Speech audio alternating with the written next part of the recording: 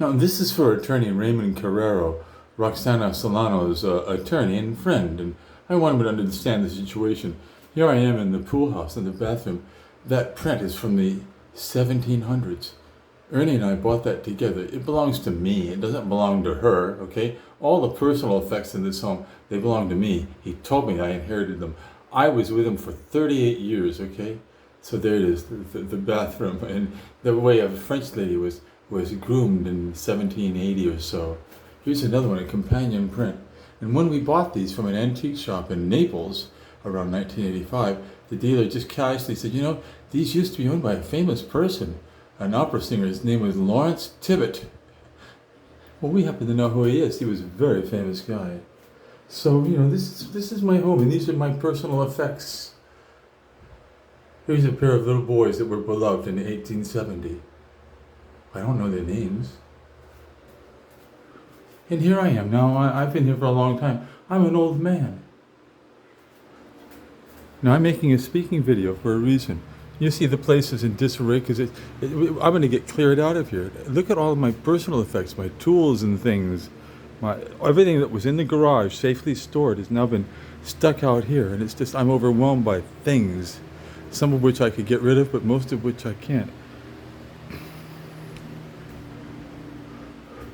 Here's a poster, a commemorative poster from 1991, and everybody signed it and said what a great guy I am, what a good piano technician I am. I'm a nice guy. And here's a little thing that Roxana gave to Ernie and me about 3 years ago. She talks about a love affair, but really, she's turned out to be a snake. That's my opinion. She's a public figure, and I'm going to tell the truth. This should be open. Oh, there it is. Okay. So let's take a little tour of the property. Here's the fountain that Ernie and I installed in 1992, and it was destroyed several years ago by Hurricane Irma when the big trees next door came down and crashed into our property.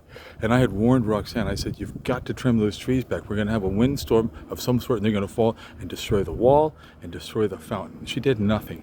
And that's exactly what happened. All this section of wall was destroyed, and the fountain, which we paid $16,000 for, was ruined. It's a beautiful home. It's assessed at some $3 million. She's put about $500,000 into it in maintaining it, but she's also had the use of it. And I live in the pool house for 4.5 years since I returned from my illegal visit to Dade County Jail. I've put so much work into the house. The patio umbrellas, I bought them. There's several of them. They're on rolling bases. I bought them and I invented the base idea, and I gave them as a gift to the house. So let's take a little walking tour.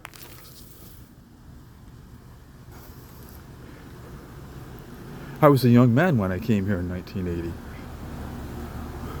And when Ernie and I married in 1983, he promised me I would inherit the house. That was one of the conditions of my living here all these years. I loved him and I took care of him.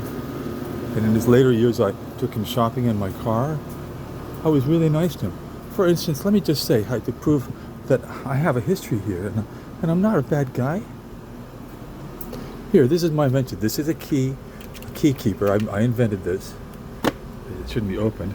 Let's look inside the closet, and I'll tell you a little story about it. This is the vacuum cleaner closet and utility closet. Let's see, there's not much light in here.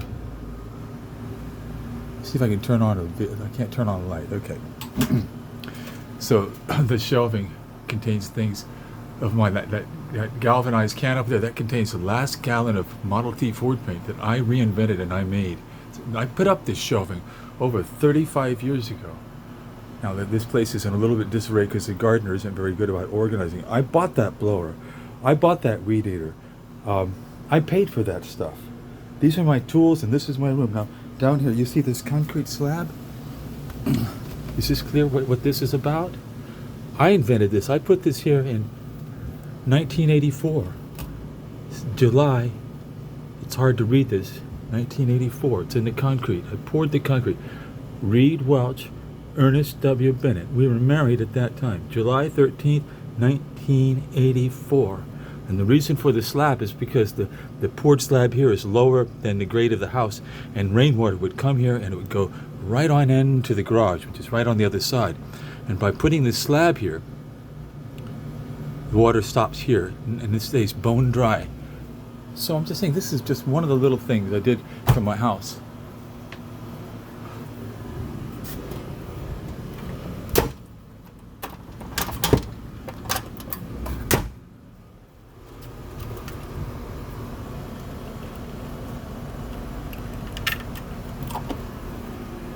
I think of all the work I've done to this home over the decades, and now I'm to be evicted without a penny and without my personal property, without a thank you, ma'am. I'm a little upset, and there is no rental agreement. By the way, I installed that gate. I fixed that gate decades ago.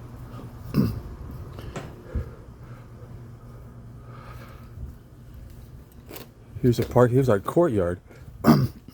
Ernie built this house in 1974, and a young man laid this tile on a concrete slab in a French fantail pattern. It's a ceramic tile.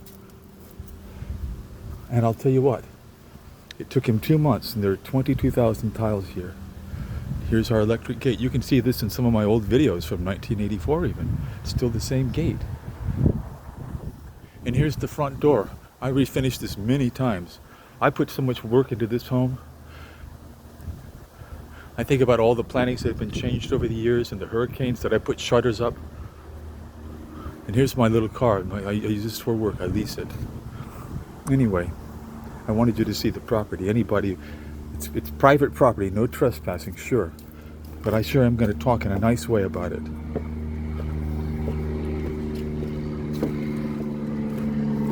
I hit a bump a month ago and ruined the rear wheel, the front wheel of the car. It used to be $500 to replace, and I don't have it.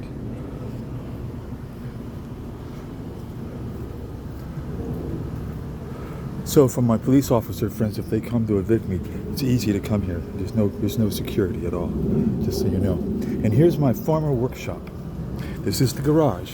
It's a 3-car garage. The lights are off, so you can't see much in here. All of my things, that shelving, let's see if it can be seen. I can't really. Can you see the shelving over there with those boxes? That's my shelving. I bought that in 1978 from my Hialeah warehouse. I paid over $1,000 for it. And then I paid $500 to have it installed here. That's my shelving. The garage doors, I had those installed. And then there's shelving. There was shelving up there near the ceiling. You can see those mini brackets. Well, that's where all my personal effects were stored until a little while ago. And they were removed and put in storage, and I don't know what happened to them. Harmlessly stored there, and the shelves removed.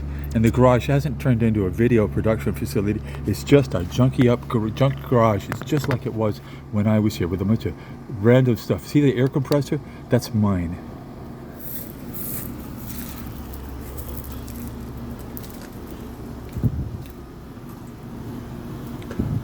I'm doing this to make a legal record, not to harm her. I'm going to make this a public video. She talks about a home-like environment and how she takes care of elderly people. She's not taking care of me.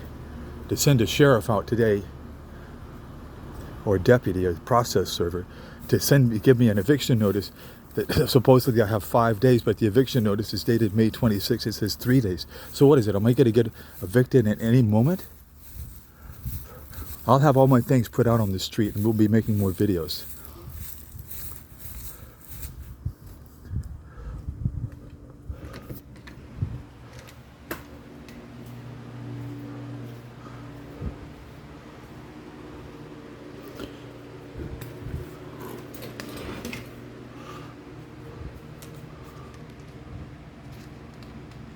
Why am I not provided for? There's my Ernie here in this room. I'm not stupid. Do you know what makes it work? I do.